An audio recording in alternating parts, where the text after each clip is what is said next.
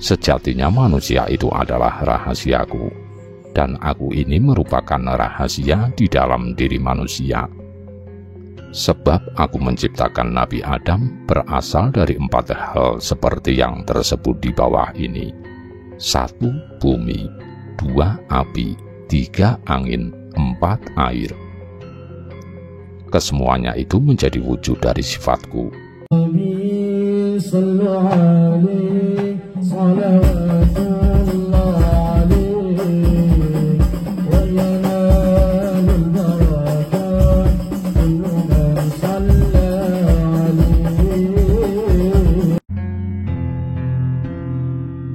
Wirid Hidayat Jati. Ini adalah ajaran Hidayat Jati yang menjelaskan keberadaan serta kedudukannya sebagai ilmu ma'rifat. Hasil akhir dari riwayat wirid yang merupakan nasihat yang baik dari para wali yang berada di tanah Jawa. Sepeninggalnya beliau Kangjeng Susuhunan ing Ampel Denta bersama-sama berinisiatif mengawali dengan membuka doa-doa yang menjadi inti atau sari nasihat yang di dalamnya menggambarkan ilmu kesempurnaan masing-masing dan bermula dari dalil, hadis, ijma, dan qiyas seperti yang telah disebutkan di dalam wirid, dan urutannya sebagai berikut di bawah ini. Yang pertama, bersamaan dengan masa awal berdirinya negeri Demak, para wali yang mau memberikan ajarannya hanya 8 orang. 1. Kangjeng Susuhunan di Giri Kedaton, acaranya tentang bisikan adanya dat. 2. Kangjeng Susuhunan di Tandes, acaranya tentang wedaran keberadaan zat. 3. Kangjeng Susuhunan di Majagung, acaranya tentang keleluasaan keberadaan zat. 4. Kangjeng Susuhunan di Bonang, acaranya tentang terbukanya tata mahlika di dalam betal jemur. 5. Kangjeng Susuhunan di Wariwapada, acaranya tentang terbukanya tata mahlika di dalam betal muharam. 6. Kangjeng Susuhunan di Kalinyamat, acaranya tentang menetapkan kekuatan iman. 7. Kangjeng Susuhunan di Gunung Jati, acaranya tentang terbukanya tata malike di dalam betal muharam. 8. Kangjeng Susuhunan di Kajenar, acaranya mengenai sasahidan. Yang kedua, bersamaan dengan masa berakhirnya negeri Demak hingga menuju Pajang, para wali yang bersedia memberikan ajarannya hanya 8 orang seperti tertera di bawah ini. 1. Kangjeng Susuhunan di Giri Parapen, acaranya tentang bisikan adanya zat. 2. Kangjeng Susuhunan di Derajat, acaranya tentang wedaran keberadaan zat. 3. Kangjeng Susuhunan di Atas Angin, acaranya tentang gerakan keberadaan zat. 4. Kangjeng Susuhunan di Kalijaga, acaranya tentang terbukanya tata malike di dalam betal makmur. Kemudian menerangkan tentang segala hal yang berhubungan dengan ajaran tersebut, yang nantinya akan diterapkan pada zat yang hidup semuanya saja tanpa terkecuali, tetapi susunannya belum diurutkan berdasarkan tempatnya masing-masing. 5. Kangjeng Susuhunan di Tembayat dan Kangjeng Susuhunan di Kalijaga, acaranya tentang terbukanya tata mahlike di dalam betal muharam. 6. Kangjeng Susuhunan di Padusan, acaranya tentang terbukanya tata mahlike di dalam betal mukadas. 7. Kangjeng Susuhunan di Kudus, acaranya tentang menetapkan kekuatan iman di dalam diri. 8. Kangjeng Susuhunan di Keseng, acaranya mengenai sasahidan. Adapun ajaran yang telah disebutkan di atas, kenyataannya adalah walaupun berbeda satu dengan yang lainnya, tetap menjadi satu kesatuan, karena kesemuanya itu adalah berasal dari ajaran yang didapat dari Kangjeng Susuhunan di Ampel Denta. Setelah sampai pada masa kerajaan Mataram, oleh beliau yang berkedudukan sebagai raja pada waktu itu adalah Ingkang Sinuwun Kanjeng Sultan Agung Prabu Hanyokrokusumo. Ajaran yang terdiri atas 8 tingkat tersebut dijabarkan menjadi satu ajaran saja. Hal itu telah dimusyawarahkan dengan pandangan dan pengetahuan para ahli ilmu, dan akhirnya dicapailah mufakat bahwa Ingkang Sinuwun telah menetapkan ajaran-ajaran tersebut seperti yang tercantum di bawah ini. 1. Panembahan Purbaya. 2. Panembahan Ratu Peki. 3. Panembahan Juru Kiding. 4. Pangeran Kadilangu. 5. Pangeran di Kudus. 6. Pangeran di Tembayat. 7. Pangeran di Kacoran. 8. Pangeran di Wongga. 9. Panembahan Jumena. Adapun ajaran yang telah menjadi satu tersebut, perjalanannya bersama-sama berasal dari cuplikan ataupun semacam kutipan kitab tasawuf semuanya. Urutannya satu persatu berpatokan dari dalil ilmu, sebagai petunjuk di dalam menjalankan atau melaksanakan apa yang telah diperintahkan Pangeran yang Maha Suci kepada utusannya, yaitu Nabi Musa kalamullah. Apabila manusia itu keberadaannya berasal dari zat yang bersifat tunggal. Demikian yang telah diterangkan menjadi tumbuhnya ilmu ma'rifat, seperti wirid para nabi, para wali di zaman dahulu, yang selanjutnya dikias oleh para aulia dan menjadi pembuka bagi ajaran masing-masing.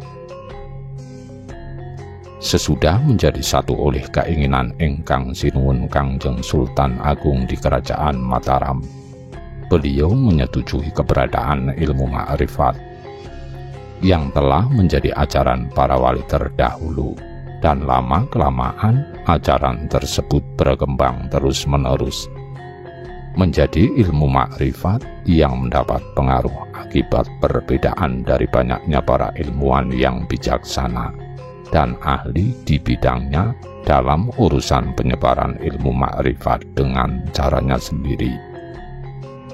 Ada juga yang menjalankan ajaran pelengkap saja seperti ilmu talak dengan ilmu patah dan sebagainya, yaitu ilmu pendukung dari ilmu ma'rifat, seperti halnya ilmu sosorogan. Maka di masa sekarang di Gedung Kol Penganten, yang letaknya di sebelah selatan Gedung Kol Penganten dengan ditandai tahun 29 warga Sinuta atau Candra Sengkala dari dalam tahun Alif 17 tahun 9 jatuh pada Ilham dengan menyebut nama Tuhan. Demikian kurang lebihnya urutan ilmu ma'rifat menurut ajaran 8 tingkat yang telah dikelompokkan menjadi satu. Serat wirid ini menjadi yang pertama milik sampeyan dalam Ingkang Sinuwun Kanjeng Sunan Pakubuwono yang ke-7 di negara Surakarta Hadiningrat. Ureanya akan dipatuhi dan dilaksanakan oleh para putra pangeran serta dan cucu pangeran sampai turunan nantinya. Sejak tahun 1850 diambil dari babon atau buku induk tinggalan mendiang Raden Ngabehi Ranggawarsita yang tersebut dalam bab 1. Ini adalah pembukaan serat wirid yang akan menerangkan hal-hal yang berhubungan erat dengan ilmu ma'rifat. Hidup akan menjadi sangat sempurna seperti yang telah dijalankan oleh para wali semuanya pada zaman terdahulu. Adapun yang menjadi urutannya seperti yang tercantum seperti di bawah ini. Yang pertama adalah keterangan yang menjelaskan bahwa sudah menjadi kewajiban antara guru dan muridnya untuk mengambil air wudhu. dan berniat seperti keterangan berikut ini. Saya berniat mengambil air wudhu untuk menghilangkan najis kecil hanya karena Tuhan semata. Kemudian keterangan selanjutnya mewajibkan untuk mengenakan pakaian bersih dan terbebas dari najis kecil dan besar. Tidak diperbolehkan memakai perhiasan emas. Yang lebih utama adalah mengenakan kopiah, tidak diperbolehkan tanpa busana. Untuk pria, tidak diperkenankan mengenakan anting-anting sebelah saja, perhiasan kalung, parfum yang wanginya berlebihan, seperti halnya pengantin baru. Adapun yang menjadi ajaran dan kesepakatan bersama para wali 8 di tanah Jawa, telah dikumpulkan menjadi satu, yang menjadi garis besarnya adalah mengambil inti atau sari dari qiyas dan dalil, serta ketentuan Tuhan, yang kemudian disebutkan dalam hadis Nabi sebagai Rasulullah dan diterima oleh Sayyidina Ali. Dibisikkan melalui telinga kiri, urutannya menjadi 8 ajaran, seperti keterangan-keterangan yang tercantum di bawah ini. 1. Bisikan adanya zat. Sesungguhnya tiada yang sejati di dunia ini. Pada awalnya dunia masih kosong, lengang, tidak ada sesuatu pun. Yang ada permulaan adalah aku. Tidak ada pangeran kecuali hanya aku, zat yang maha suci, meliputi segala sifat yang melekat padaku. Segala puji hanya pada namaku, yang menandakan kekuasaan sepenuhnya ada padaku. 2. Wedaran tempat zat. Sejatinya aku adalah zat yang maha segala-galanya, yang berkuasa atas penciptaan dan menghendaki segala sesuatunya pasti akan terjadi dengan seketika, sempurna akan kodratnya. Di situ telah dinyatakan dengan tanda-tanda kekuasaannya yang paling awal. Aku menciptakan kayu dengan nama Syajaratul Yakin, tumbuh di dalam alam Nabi Adam dan menjadi abadi. Kemudian aku ciptakan cahaya dengan nama Cahaya Muhammad, serta kaca dengan nama Mi'ratul Hayat, kemudian nyawa dengan nama Ruh Ilafi, kemudian damar dengan nama Hijab, yang nantinya sebagai warna dari kalaratku. 3. Keadaan zat. Sejatinya manusia itu adalah rahasiaku, dan aku ini merupakan rahasia di dalam diri manusia. Sebab aku menciptakan Nabi Adam berasal dari 4 hal seperti yang tersebut di bawah ini. 1. Bumi, 2. Api, 3. Angin, 4. Air. Kesemuanya itu menjadi wujud dari sifatku. Di dalamnya aku melengkapi dengan 5 perkara. 1. Cahaya, 2. Rasa, 3. Ruh atau nyawa, 4. Nafsu, 5. Budi. Hal itu sebagai warna dari wajah yang kumiliki, yaitu yang maha suci. 4. Terbukanya tata maliki di dalam betal makmur. Sejatinya aku berkuasa dan bertempat di dalam betal makmur, berdiam pada kepala Nabi Adam. Yang ada di dalam kepala itu adalah otak, yang ada di antara otak itu adalah manik.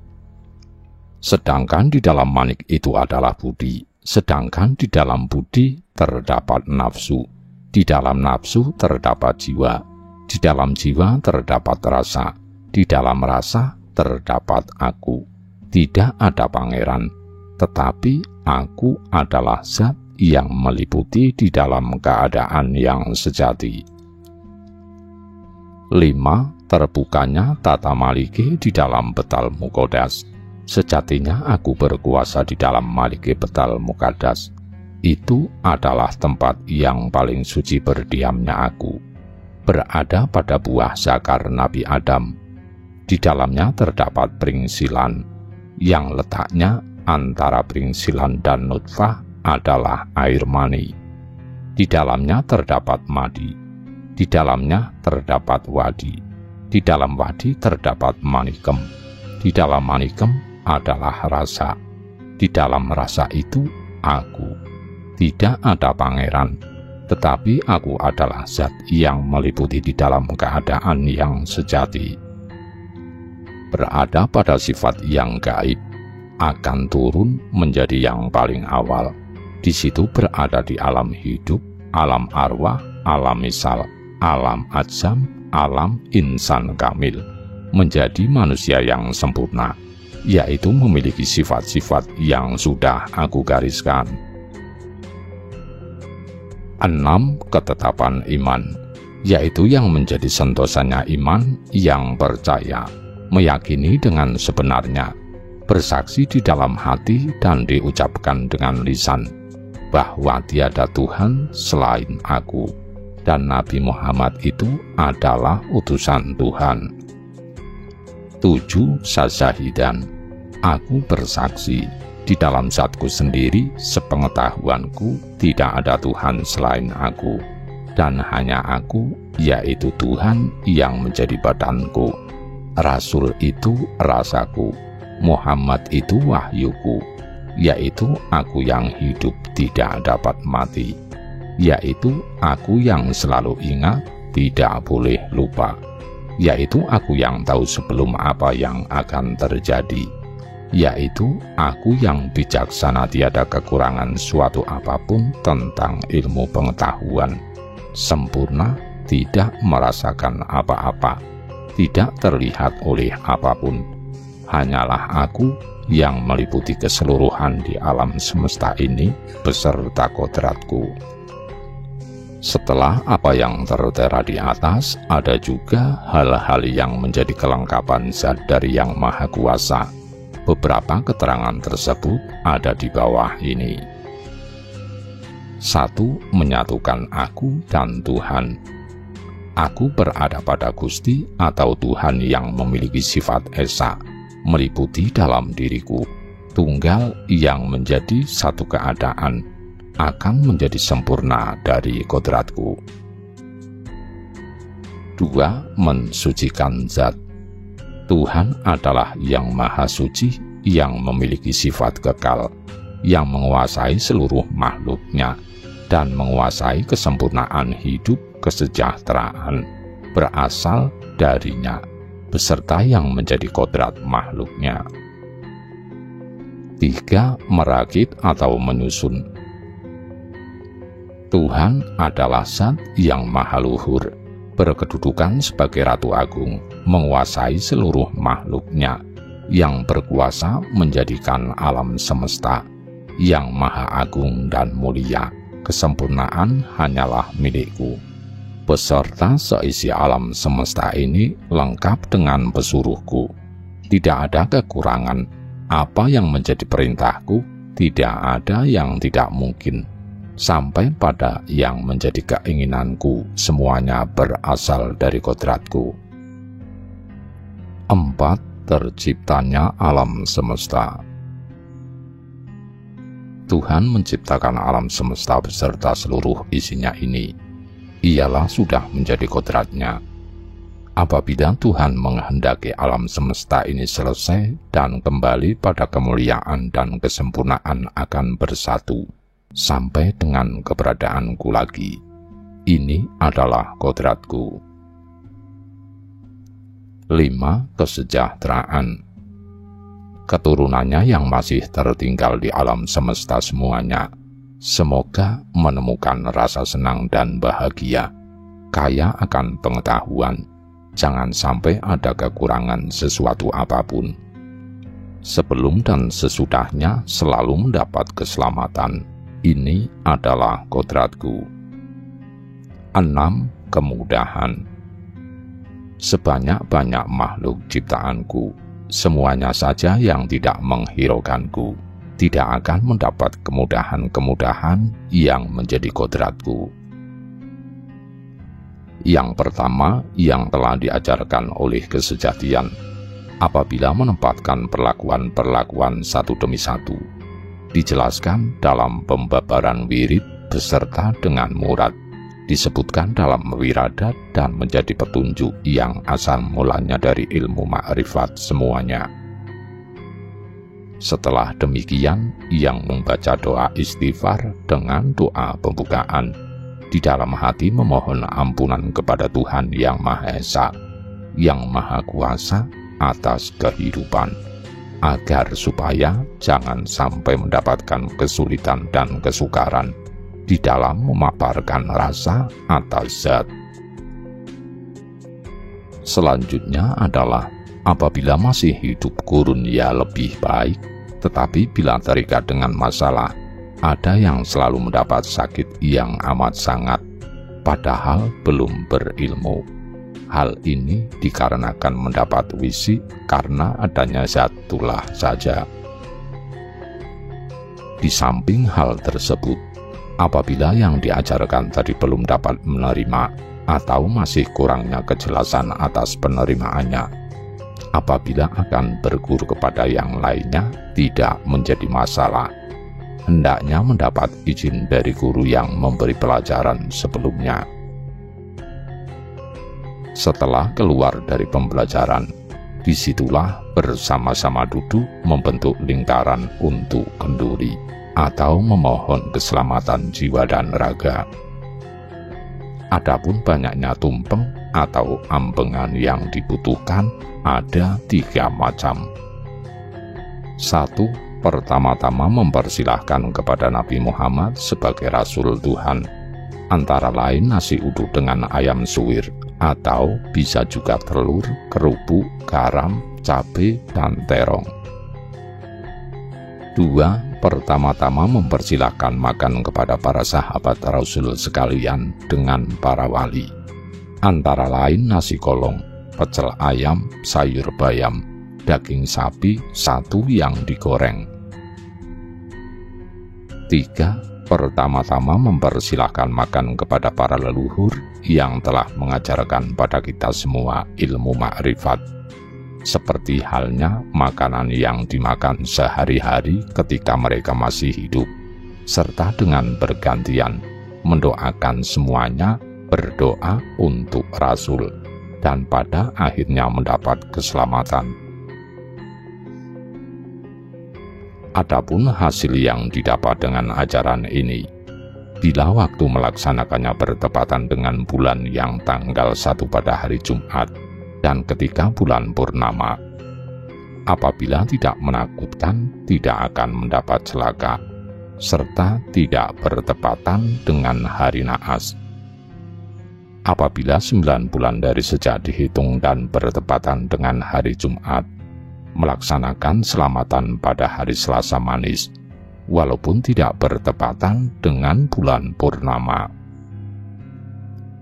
Dengan didapatkannya tempat untuk pengajaran tersebut adalah tanah suci.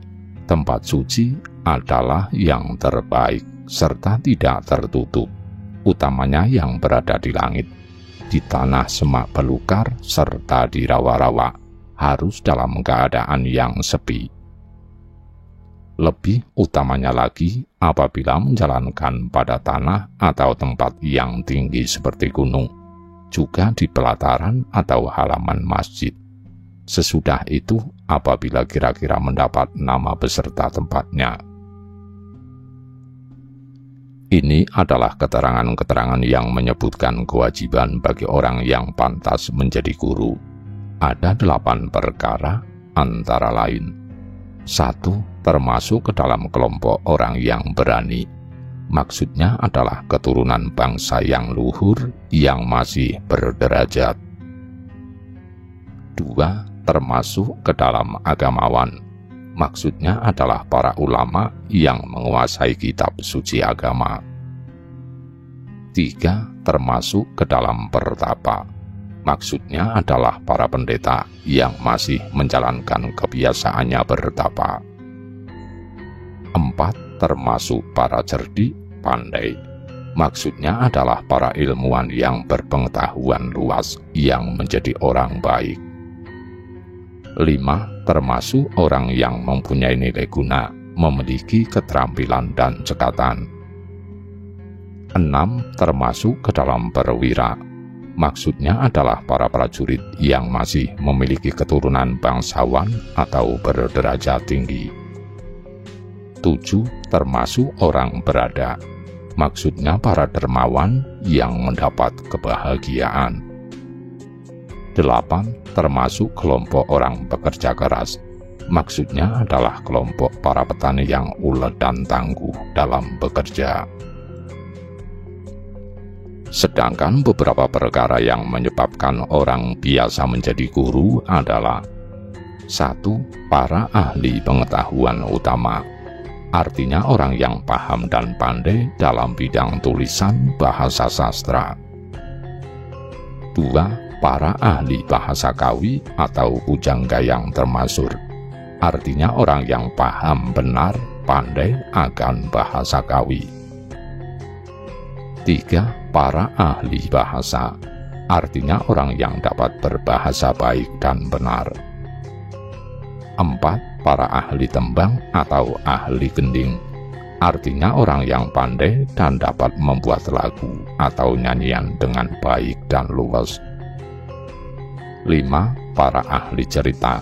Pandai membawakan cerita. Artinya orang yang pandai bercerita. 6. Orang yang sangat bijaksana sekali. Artinya kaya akan keterampilan dan serba bisa.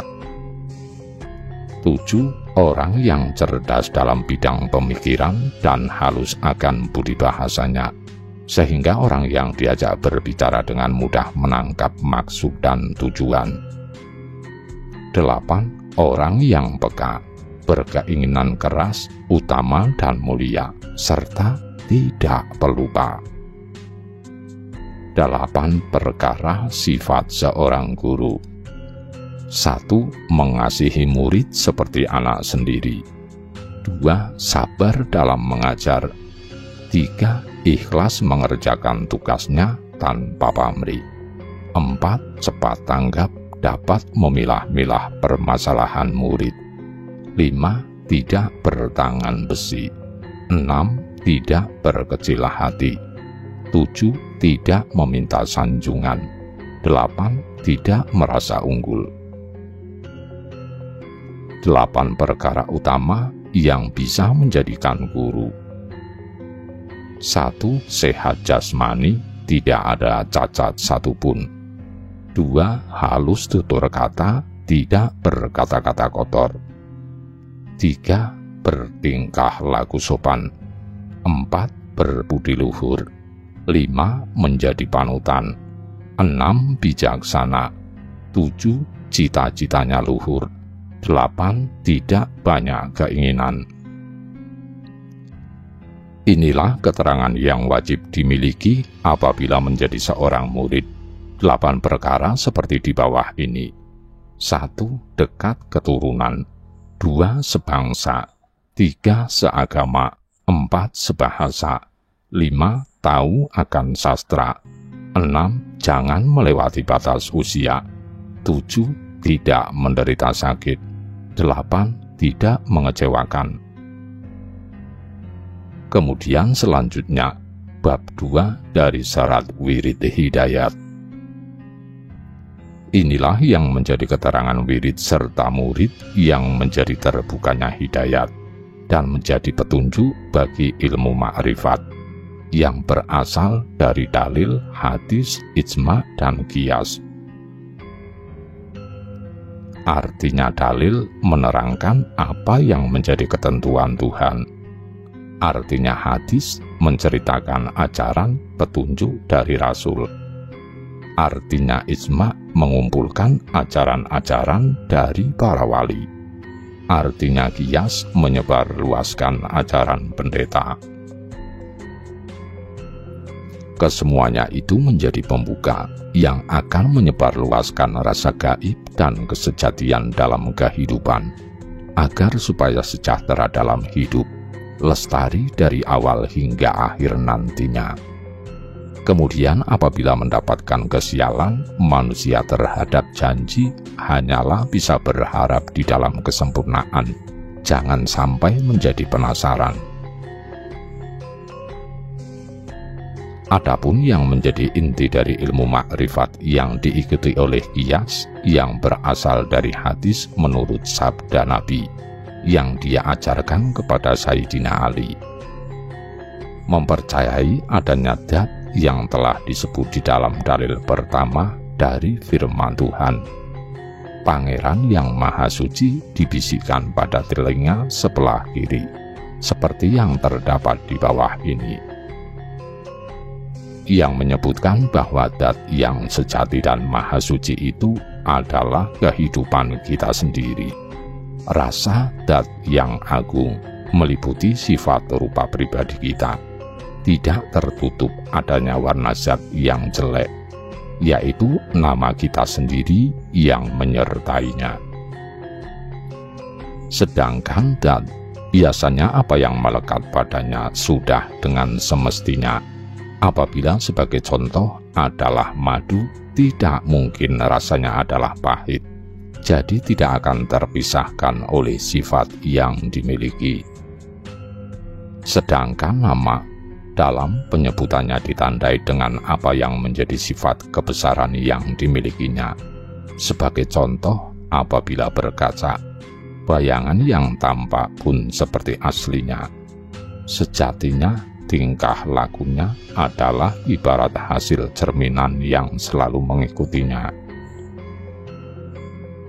Sedangkan apangal adalah menjadi tempat yang mewadahi zat. Apabila sebagai contoh menjadi samudra atau lautan, dengan otomatis ombak pun mengikuti keberadaan samudra.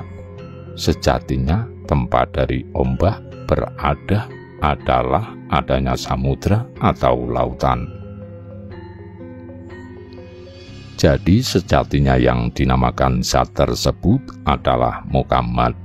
Dengan demikian, nama Muhammad menjadi tempat keberadaan wahyu yang meliputi di dalam jasad dan keberadaannya dalam kehidupan kita, yaitu kehidupan sendiri. Tidak ada yang menghidupi. Maka dari itu bersama-sama untuk melihat, mendengarkan, membau, berbicara, merasakan adanya rasa. Itu berasal dari kodrat yang kita punya, yaitu zat. Artinya demikian, zat yang dimiliki oleh Tuhan yang Maha Suci itu adalah apabila melihat dengan mata yang kita miliki, apabila mendengarkan dengan telinga yang kita miliki, apabila mencium dengan menggunakan hidung yang kita miliki, apabila berbicara menggunakan mulut yang kita miliki, apabila merasakan juga dengan perasaan yang kita miliki. Jangan sampai merasa perasaan kita khawatir, sebab keberadaan wahyu di zat yang kita miliki tersebut telah menjadi rasa. Artinya secara lahir dan batin, Tuhan sudah berada di dalam kehidupan kita pribadi. Dengan kata lain, yang tertua atau paling terdahulu adalah zat yang berasal dari sifat Tuhan. Sebab jadinya zat yaitu kadim, ajali, abadi. Berarti juga menganggap yang terbaik sendiri. Kita masih kosong dan hampa selama-lamanya di keadaan kita. Jadilah sifat yang dinamakan hudusul ngalam. Sedangkan yang menjadi urutan terjadinya zat sifat tersebut ada dalam tempatnya, disebutkan dalam dalil yang kedua, bersumber atas firman Tuhan yang Maha Suci. Demikianlah Tuhan dalam firman-Nya. Sesungguhnya aku adalah zat yang maha segala-galanya, yang berkuasa memerintahkan masing-masing makhlukku. Akan menjadi seperti sekarang ini adalah kodrat yang berasal dariku. Di situ telah menjadi kenyataan dan pertanda kekuasaanku sebagai pendahuluan atas irodatku. Yang pertama-tama aku memerintahkan kayu dengan nama Syajaratul Yakin dan tumbuh di dalam alam Nabi Adam makdum dan menjadi abadi. Kemudian cahaya dengan nama Cahaya Muhammad. Kemudian kaca dengan nama Mir'atul Kayai. Kemudian nyawa dengan nama Ruh Ilabi.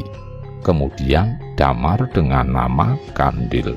Kemudian sosotya dengan nama darah. Kemudian dinding jalal dengan nama hijab, yang nantinya akan memberi warna dan selalu mengikuti. Demikianlah keberadaan keterangannya.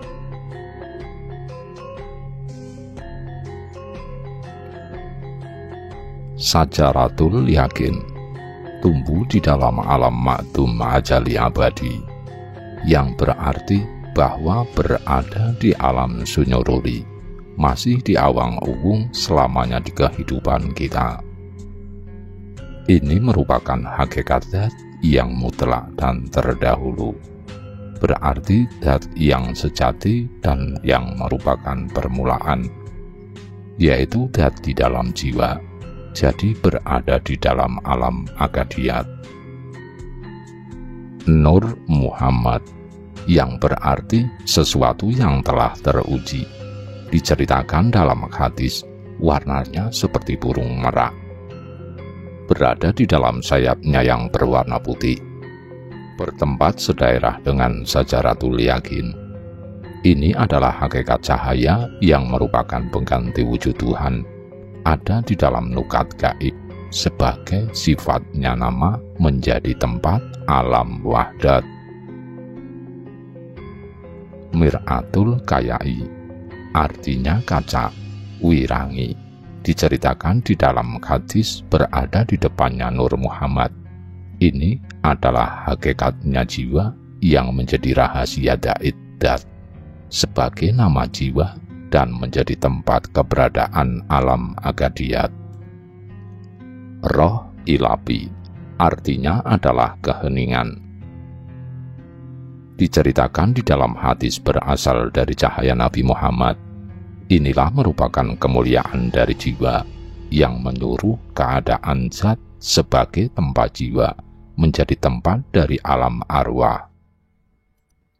Kandil artinya adalah lampu tanpa api, diceritakan di dalam hadis berwarna gemerlap yang memancar gemerlap, bergantung tanpa ada gantungan. Disitulah keberadaan Nur Muhammad serta berkumpulnya ruh semuanya, sebagai ibu dari jiwa dan menjadi tempatnya alam misal. Darah artinya intan permata, diceritakan di dalam hadis memiliki sinar warna yang lain, menjadi tempat malaikat.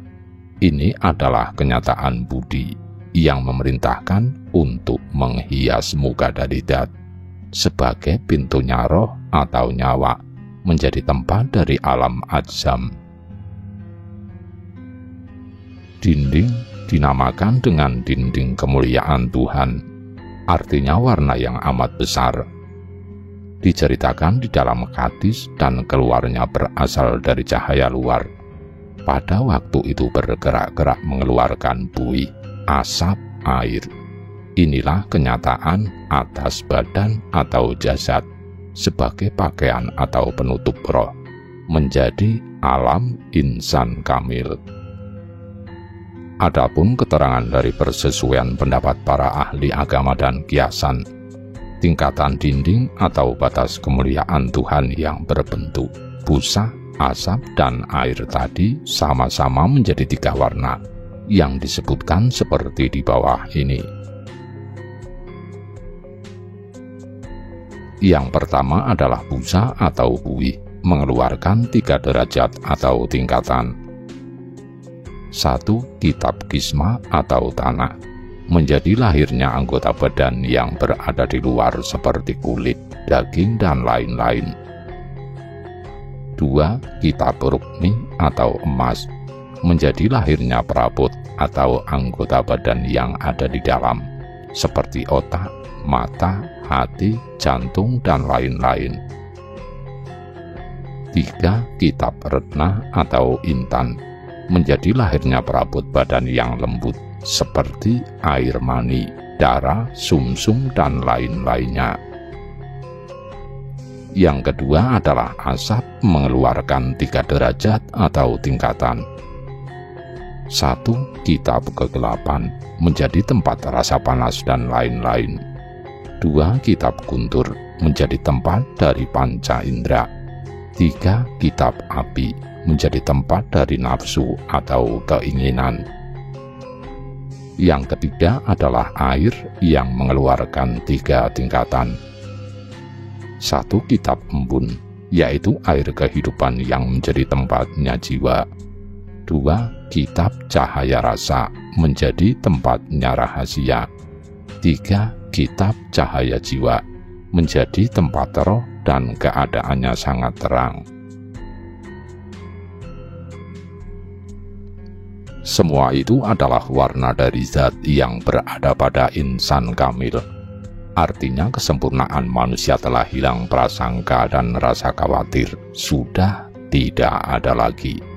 Sebab keadaan rumah Tuhan, takdir yang membuat takdir manusia, firman Tuhan, jalan Shirotol Mustaqim, surga, neraka, bumi, langit, dan seluruh isinya, sudah masuk ke dalam wujudnya yang menjadi rahasia dari zatnya yang Maha Agung, terbentang menjadi keindahan sifat yang Maha Esa, menyertai permulaan namaku yang berkuasa.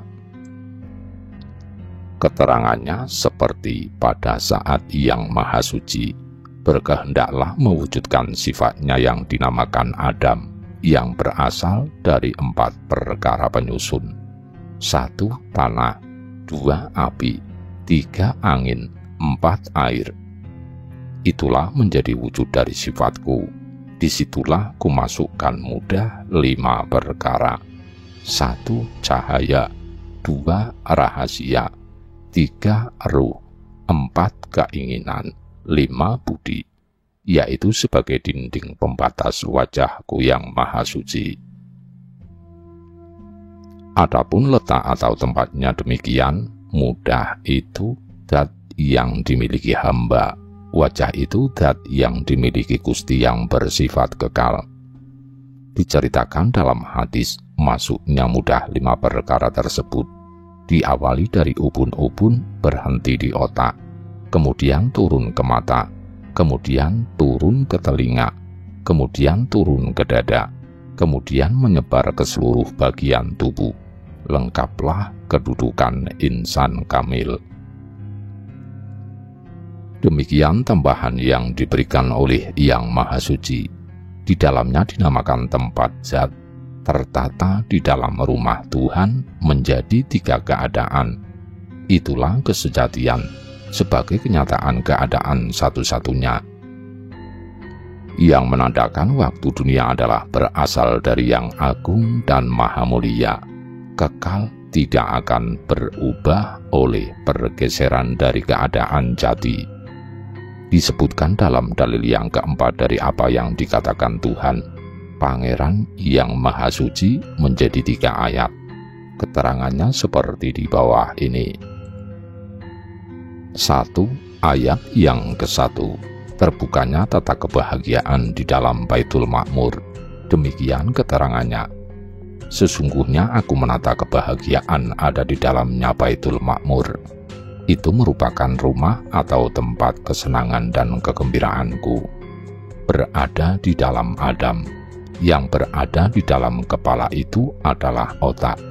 Yang berada di antara otak itu adalah mata. Di dalam mata itu budi. Di dalam budi itu kesenangan. Di dalam kesenangan itu jiwa. Di dalam jiwa adalah rahasia. Di dalam rahasia itu adalah aku. Tidak ada pangeran, hanya aku zat yang meliputi keadaan jati. Ayat yang kedua, terbukanya tata kebahagiaan di dalam Baitul Muharram. Demikian keterangannya. Sesungguhnya aku menata kebahagiaan ada di dalam Baitul Muharram. Itu rumah dan tempat larangan-laranganku. berada di dalam dadanya Adam. Yang berada di dalam dada adalah hati. Yang berada di antara hati itu jantung.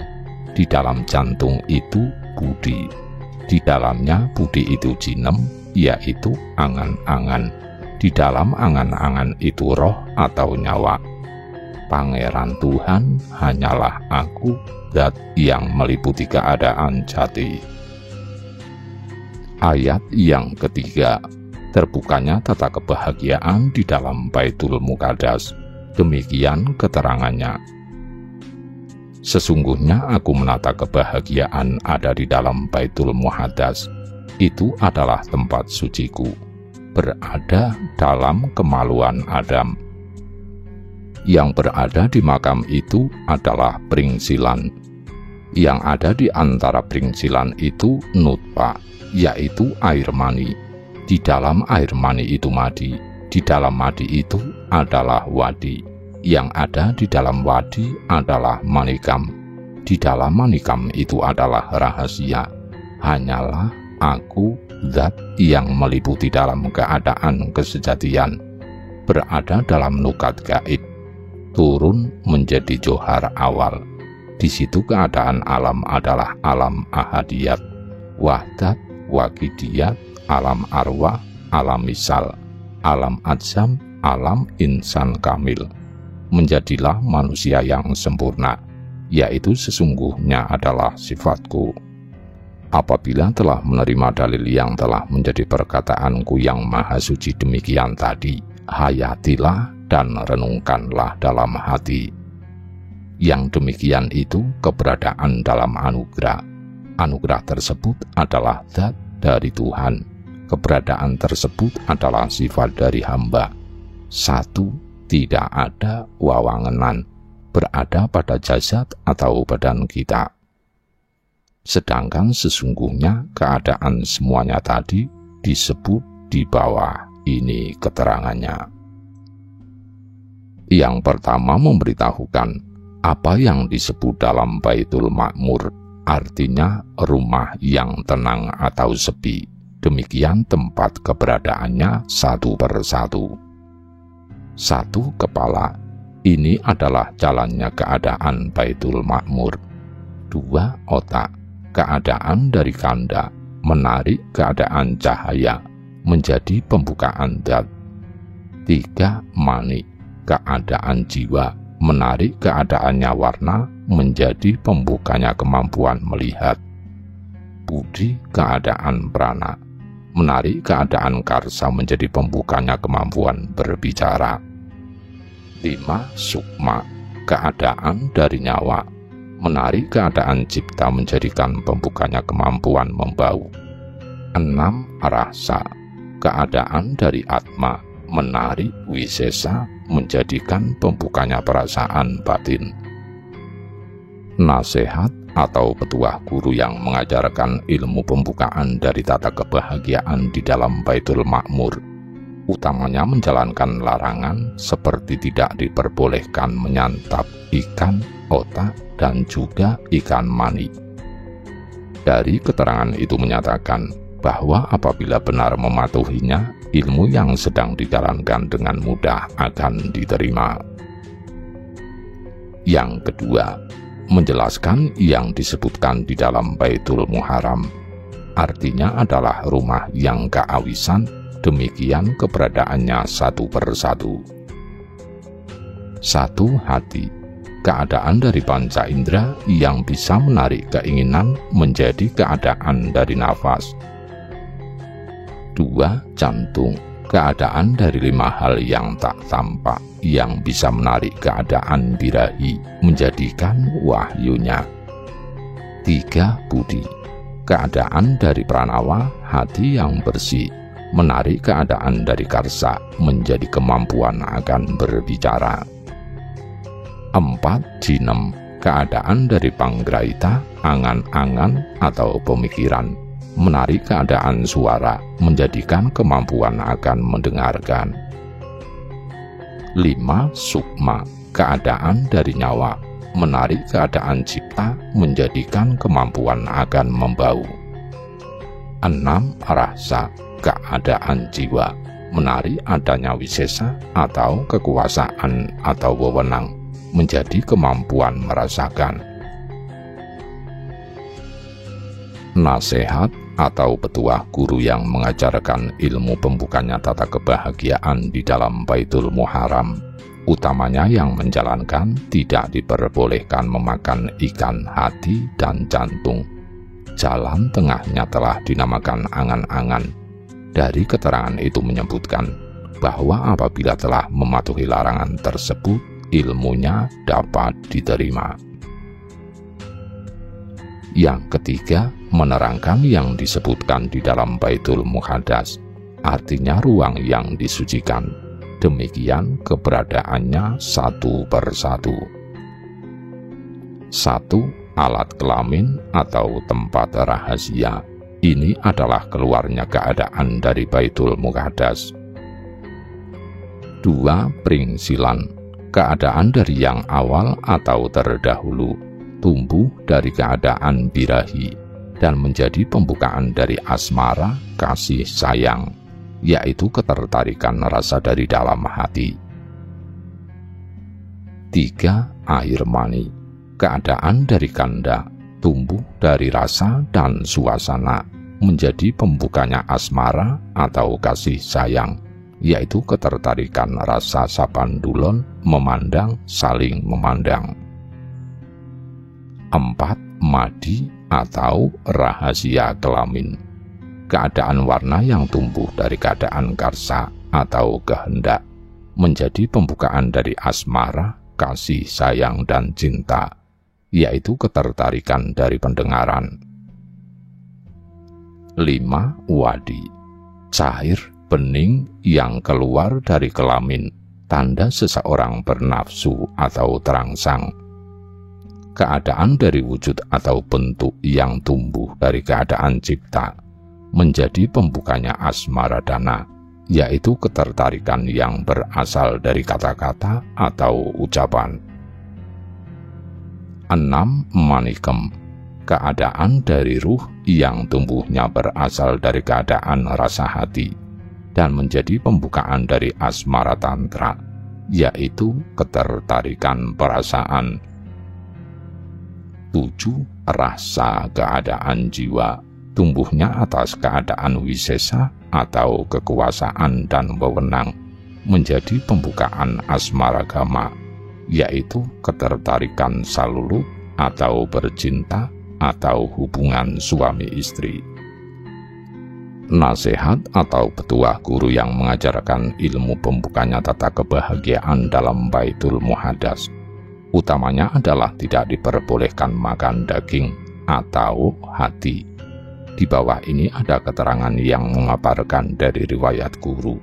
Apabila mengajarkan rasa dari Baitul Muqaddas yang seharusnya diketahui dan dipelajari oleh para wanita, boleh diberitahukan seperti demikian. Ketika Yang Maha Suci sudah berkehendak untuk menata kebahagiaan di dalam Baitul Muqaddas, ada bertempat di badan Siti Hawa, yang disebutkan ada di dalamnya badan ialah purana, indung telur atau rahim atau kandungan. Hal-hal yang ada di dalam purana, reta yaitu mani, di dalam mani adalah madi, di dalam madi adalah wadi, di dalam wadi manikem, di dalam manikem adalah rasa, di dalam rasa adalah atma atau jiwa yang keseluruhannya diliputi keadaan yang sejati. Sedangkan petunjuknya adalah demikian: baga atau vagina atau kandungan, timbangan dari alat kelamin; purana, timbangan dari pringsilan, yang selanjutnya sama dengan apa yang diajarkan untuk diketahui kaum pria. Adapun di dalam penerapannya bersama-sama di dalam kodrat yang seharusnya agar memahami asal muasal dan tujuan akhir nantinya. Apabila telah benar-benar tahu dan paham dengan nyata, sudah seharusnya menetapkan yang menjadi sentosannya dari iman, yaitu syahadat jati, yang disebut di dalamnya tidak seperti maksud yang dikandung. Saya bersaksi bahwa di dalam zatku sejatinya adalah tidak ada Tuhan, tetapi adalah aku, dan bersaksi bahwa Muhammad itu adalah Rasulku, dan sesungguhnya yang bernama Allah itu adalah badanku, Rasul itu adalah rasaku, Muhammad itu adalah cahayaku, yaitu aku hidup dan tidak mati, yaitu yang selalu ingat dan tidak akan lupa, yaitu aku yang kekal tidak akan pernah berubah oleh pergeseran waktu di dalam keadaan yang sejati, yaitu aku yang benar-benar ada dan tidak dapat disamakan dengan lain-lainnya, aku yang berkuasa dan berkehendak atas segala yang ada, berkuasa atas pengetahuan, tidak ada kekurangan di dalamnya, dengan kata lain sempurna dalam segala hal,